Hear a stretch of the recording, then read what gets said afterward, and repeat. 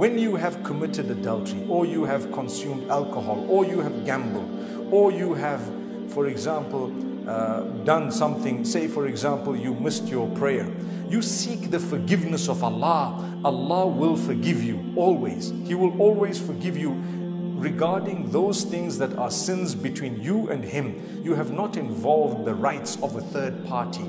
The minute you've involved the rights of another human being, you are playing with dangerous territory, because that human being needs to forgive you first before Allah forgives you. So those sins are even worse. May Allah subhanahu wa ta'ala grant us forgiveness. If a person engaged in shirk, which is association of partnership with Allah, as bad as it is, if they were to turn to Allah before death and they were to read their shahada, or they were to repent, they would be forgiven by Allah. That's in the Quran. Allah says that clearly, that He will forgive all sins, subhanallah, unless a person dies in the condition of shirk. That is dangerous territory.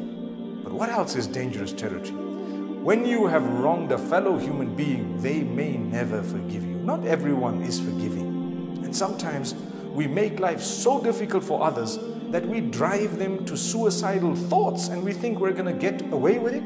You think you're pious when you've driven someone to suicidal thoughts? Couldn't you empower them? Couldn't you speak to them, reassure them? Couldn't you give them words of guidance? Couldn't you let them know how merciful Allah is, so that whatever they've done could be wiped out?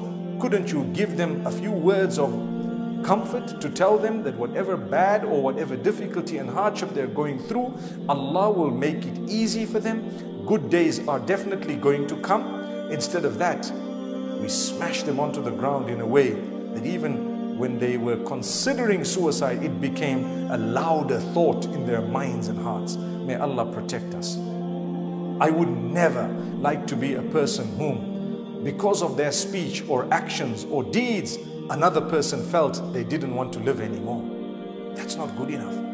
Why would a Muslim do that? Subhanallah, you believe in Allah.